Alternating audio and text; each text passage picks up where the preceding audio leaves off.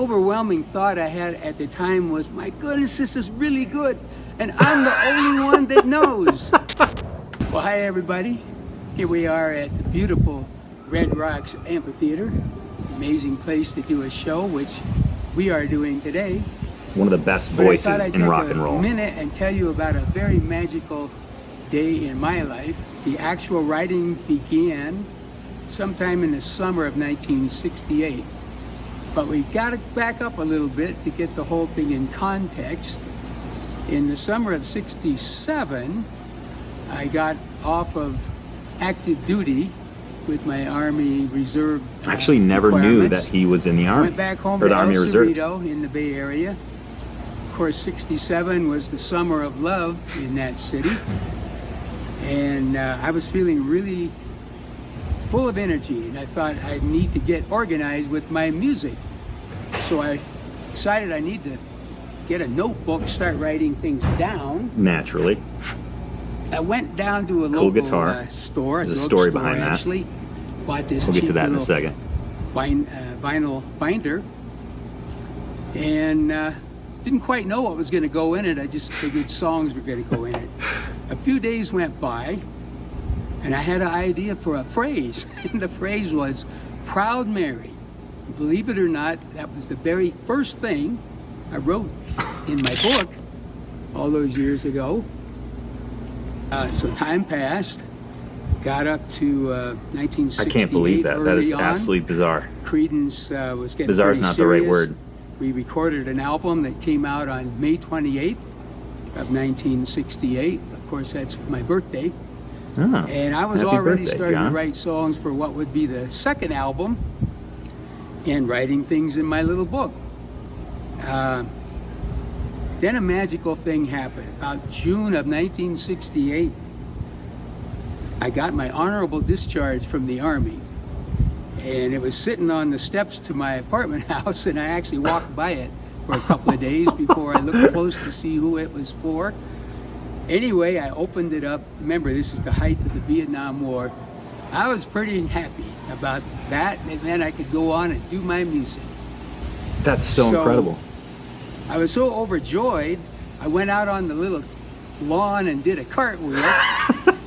Then I ran in the house, and I grabbed my Rickenbacker and started playing some chords. So, quick note, that Rickenbacker he's playing has got a pretty fabled story. I don't know if fabled's actually the right word, but this story, it's pretty wild. So, he obviously had this guitar around that time period, 67, 68, 69. He got it directly from Rickenbacker, did some interesting things to it. Rather, he had the factory do some interesting things to it, put Gibson humbuckers in it, put a Bigsby trem on it, and he ended up playing that guitar at Woodstock in 69. Now, fast forward to 1973, he actually gave that guitar away. And this was the end of CCR. This was the dissolution of CCR. And this whole thing with Fantasy Records, which was their label, basically resulted in him not being able to play any of his hits, which is really sad, to be honest. So 73, he gives this guitar away.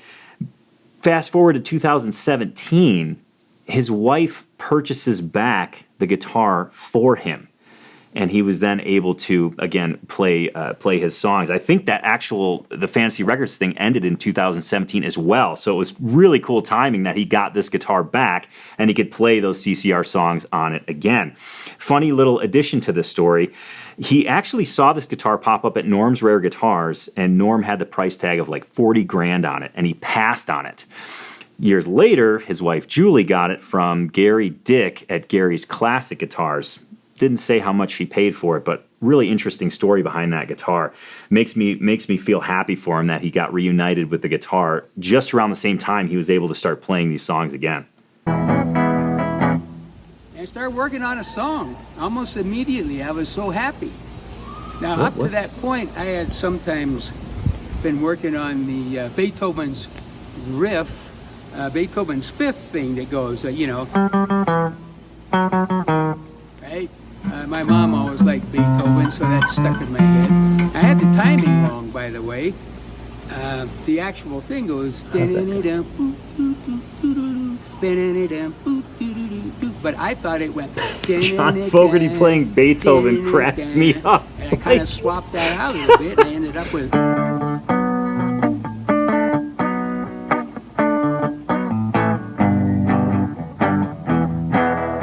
Oh, he's playing it in E. Such a cool groove. I was sitting there in my apartment, and I started thinking about What were things.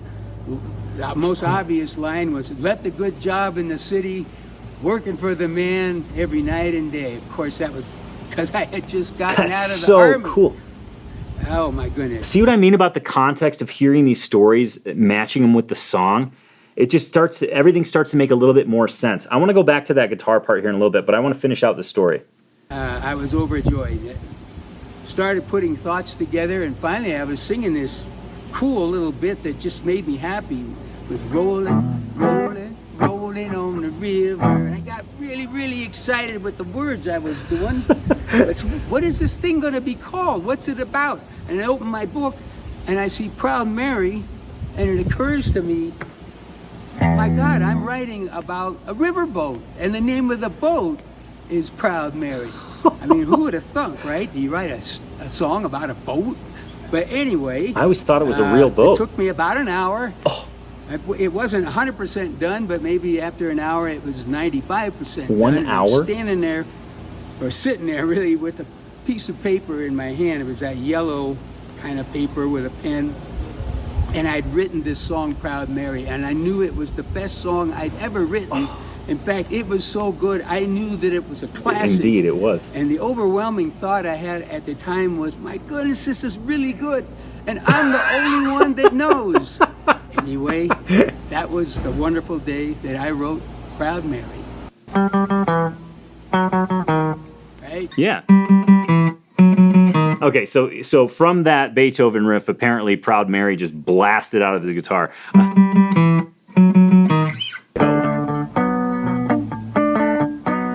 So he's going A. Is he going A or is that? He's going D. So I play D.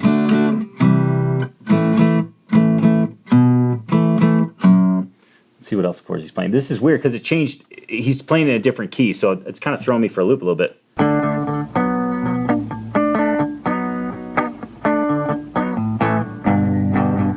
He stays on the G. Okay, cool. I had it totally different in my brain. This is so cool to see him actually sit down and play it without all the band around him, because you can actually hear stuff.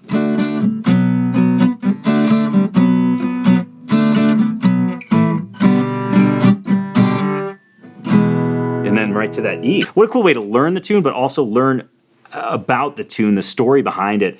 Just a fascinating, fascinating story, and something I'm so glad I stumbled upon. I mean, just so cool to hear it directly from the horse's mouth, as they say.